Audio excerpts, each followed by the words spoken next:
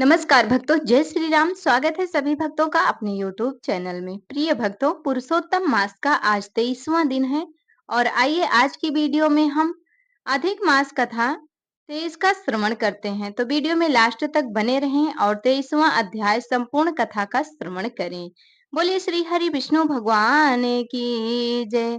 पुरुषोत्तम मास महात्म्य कथा अध्याय 23। दृढ़ धन्वा राजा बोला, हे मुनियों में श्रेष्ठ, हे दिनों पर दया करने वाले, श्री पुरुषोत्तम मास में दीप दान का फल क्या है? सो कृपा करके मुझसे कहिए। श्री नारायण बोले, इस प्रकार राजा दृढ़ धन्वा के पूछने पर अत्यंत प्रसन्न मुनियों में श्रेष्ठ वाल्मीकि मुनि ने हंसते हुए विनीत अत्यंत नम्र राजा दृढ़ धन्वा से कहा।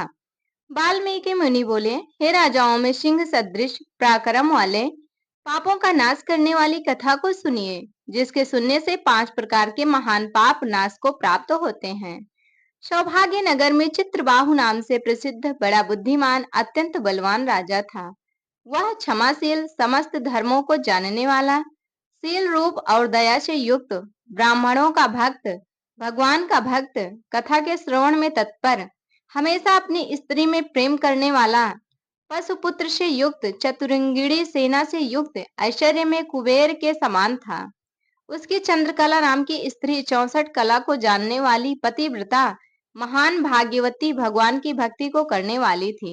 उसके साथ युवा चित्रबाहु राजा पृथ्वी का भोग करने लगा, बिना श्री कृष्ण के दूसरे देवता को नहीं जानता था। एक दिन पृथ्वीपति राजा चित्रबाहु ने दूर से ही आए हुए मुनियों में श्रेष्ठ अगस्त्य मुनि को देखकर पृथ्वी में दंडवत प्रणाम कर उनकी विधि पूर्वक पूजा की और भक्ति से आसन देकर मुनि श्रेष्ठ के सम्मुख बैठ गया। विनय से नम्र होकर मुनि श्रेष्ठ से कहा। राजा बोला, आज मेरा जन्म सफल हुआ, आज मेरा दिन सफल हुआ, आज मेरा राज्य सफल हुआ, आज मेरा ग्रह सफल हुआ। जो आप श्री कृष्ण चंद्र के सेवक आज मेरे गृह में आए हैं, आपसे देखा गया मैं ताप पुंज से मुक्त हो गया, आपको हाथी घोड़े रथ से युक्त समस्त राज्य समर्पण किया। हे मुनि श्रेष्ठ, आप वैष्णव हो, आपके लिए कोई भी अदेय वस्तु नहीं है। वैष्णव को थोड़ा भी दिया हुआ मेरु पर्वत के समान होता है। जो कौड़ी के दरबार शाक अथवा उत्तम अन्न जिस दिन वैष्णव ब्राह्मण को नहीं देता है, वह दिन उसका विफल है, ऐसा वेद के जानने वालों ने कहा है। जो कोई द्विजाति विष्णु भक्त हों, वे सब पूज्य हैं, उनका वाणी मन कर्म से सत्कार करना चाहिए, ऐसा मुझसे गर्ग गौतम सुमंतु ऋषि ने कहा है। जब तक सूर्योदय नहीं होता है, तभी तक तारागण की प्रभा रहती है। जब तक वैष्णव ब्राह्मण नहीं आता है, तभी तक दूसरे ब्राह्मण कहे गए हैं। अगस्त मुनि बोले, हे चित्रबाहो, हे महाभाग, हे नृप, इस समय तुम धन्य हो, ये सब प्रजा धन्य है, जो तुम वैष्णवों की रक्षा करते हो। जो राज्य वैष्णव का नहीं हो, उसके राज्य में वास नहीं करना। शून्य वन में वास करना अच्छा है, परंतु अवैष्णव के राज्य में रहना अच्छा नहीं है। जिस प्रकार नेत्रहीन शरीर, पतिहीन स्त्री, बिना पढ़ा हुआ ब्राह्मण निंदे है, वैसे ही वैष्णव रहित देश निंदे है। जैसे दांत के बिना हाथी, पंख के बिना पक्षी, दसवीं विद्या द्वादशी एकादशी कही गई है, वैसे ही वैष्णव रहित देश है। जैसे कुशा रहित संध्या, तिलहीन तर्पण वृत्ति के लिए देवता की सेवा है, वैसे ही वैष्णव रहित देश कहा गया है। जैसे केशों को धारण करने वाली विधवा स्त्री, स्नान रहित व्रत, ब्राह्मणी में गमन करने वाला शूद्र है, वैसे ही बिना वैष्णव का राष्ट्र निंद्य है। श्री कृष्ण चंद्र के चरणों का आश्रय करने वाला है, सत्पुरुषों से राजा कहा गया है। उसका राष्ट्र हमेशा वृद्धि को प्राप्त होता है और उसकी प्रजा सुखी होती है। हे राजन, जो मैंने तुमको देखा, इसलिए मेरी दृष्टि सफल हुई। भगवत भक्त आपके साथ बात करने से आज मेरी वाणी सफल हुई। हे राजन, मेरी आज्ञा से यह राज्य तुमको करना चाहिए। मैंने इस राज्य में तुमको प्रतिष्ठित किया, तुम्हारा कल्याण हो, मैं जाऊंगा। श्री नारायण बोले, इस प्रकार कहकर जाने की इच्छा करने वाले श्रेष्ठ मुनि अगस्त को चित्रबाहु राजा की पतिव्रता स्त्री ने परम भक्ति के साथ प्रणाम किया। अगस्त मुनि बोले, हे सुभे, तू सदा सौभाग्यवती हो और भक्ति से पति की सेवा कर। श्री गोपी जन के बल्लभ श्री कृष्ण चंद्र में तेरी सदा दृढ़ भक्ति हो। इस प्रकार आशीर्वाद देते हुए अगस्त ऋषि से विनय पूर्वक सिर निवाकर और अंजलि बांधकर चित्रबाहु राजा ने फिर कहा। चित्रबाहु बोला, हे विप्रेंद्र, यह विपुल लक्ष्मी कैसे हुई? निष्कंटक राज्य कैसे हुआ? यह मेरी स्त्री इतनी पतिव्रता कैसे हुई? और मैंने कौन सा पुण्य किया था? हे विप्रेंद्र, यह सब मेरे से आप कहिए, मैं आपकी शरण में आया हूँ। हे मुनीश्वर, आप हाथ में स्थित दर्पण के समान सब जानते हो। श्री नारायण बोले। इस प्रकार राजा चित्रबाहु के कहने पर मुनि श्रेष्ठ अगस्त्य एकाग्रचित्त होकर राजश्रेष्ठ चित्रबाहु से बोले। अगस्त मुनि बोले, हे राजन, मैंने तुम्हारे पूर्व जन्म का चरित्र देख लिया है। इतिहास के सहित प्राचीन उस चरित्र को कहता हूँ। सुंदर चमत्कारपुर में शूद्र जाति में जीव हिंसा करने में तत्पर मणिग्रीव कामधारी तुम हुए।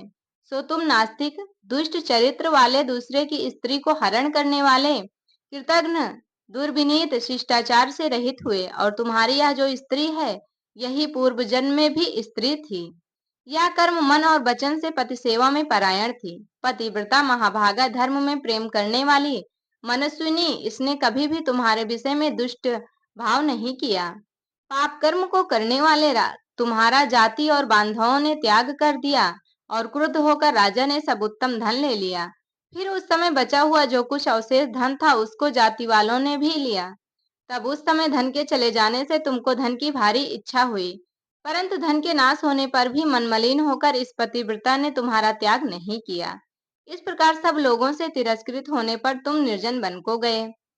हे महीपते, वन में जाकर अनेक पशुओं को मारकर अपनी आत्मा का रक्षण किया। इस प्रकार स्त्री के सहित जीवन निर्वाह करते हुए धनुष को उठाकर मणिग्रीव मृग के मांस को खाने की इच्छा से बहुत से सर्प और मृग से भरे हुए वन को गया। उस समय मनुष्य रहित वन के मध्य मार्ग में उग्रदेव नाम के महामुनि दिशा ज्ञान के नष्ट हो जाने से व्याकुल हो गए। हे राजन, मध्याह्न के समय तृषा से अत्यंत पीड़ित हो वहां ही गिरकर मरणासन्न हो गए। उस समय रास्ते को भूले हुए उस दुखित ब्राह्मण को देखकर तुमको दया आई। उस ब्राह्मण को उठाकर और उसको साथ लेकर तुम अपने आश्रम को गए। उस दुखित ब्राह्मण की तुम दोनों स्त्री पुरुष ने सेवा की। एक मुहूर्त के बाद उस समय महायोगी उग्रदेव चैतन्यता को प्राप्त हो आश्चर्य करने लगे कि मैं वहां था, यहाँ कैसे आ गया? उस वन के बीच से कौन लाया? श्री नारायण बोले। मणिग्रीव ने उस ब्राह्मण से कहा कि यह सुंदर तालाब है, इसमें कमलनी के पुष्प से सुगंधित शीतल जल है। हे ब्राह्मण, उस शीतल जल में स्नान करके मध्याह्न की क्रिया करके फलाहार करें और सुंदर शीतल जल का पान करें। इस समय मैंने रक्षा की है, आप सुख से विश्राम करें। हे मुनिश्रेष्ठ, आप उठिए और आप कृपा करने के योग्य हैं।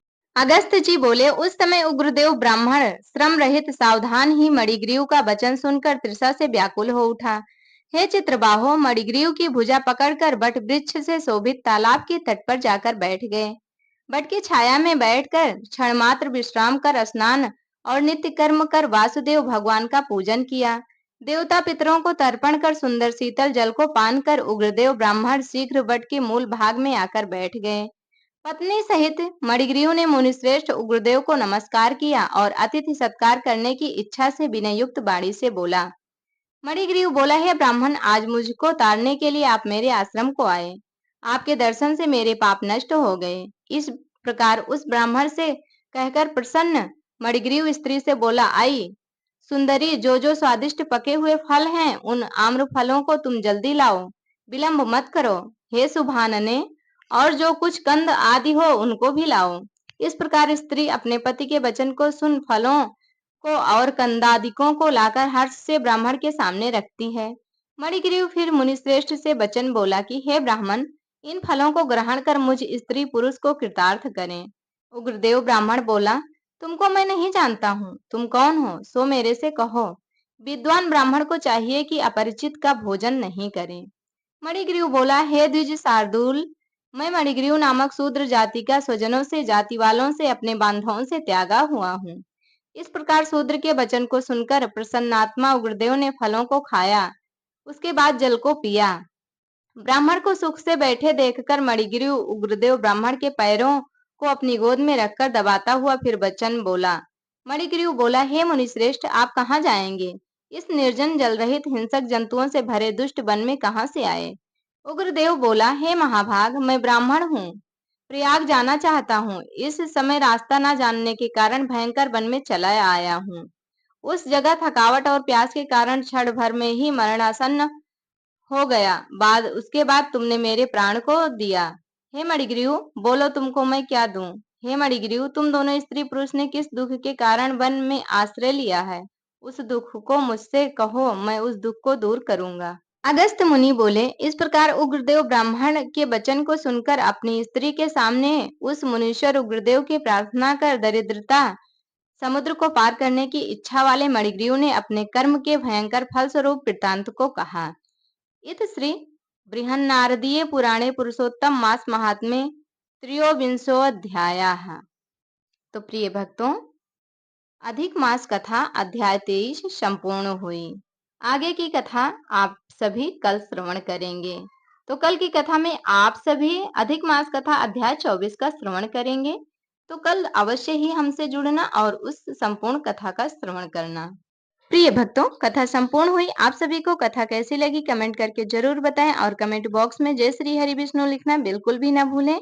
वीडियो अच्छी लगी हो तो लाइक कर दें, चैनल पर नए हो तो सब्सक्राइब कर लें। हमारे साथ जुड़े रहने के लिए धन्यवाद। मिलेंगे अगली वीडियो में नई नई जानकारी के साथ, नई नई व्रत कथाओं के साथ और अधिक मास की कथा के साथ। तो प्रेम से बोली श्री हरि विष्णु भगवान की जय।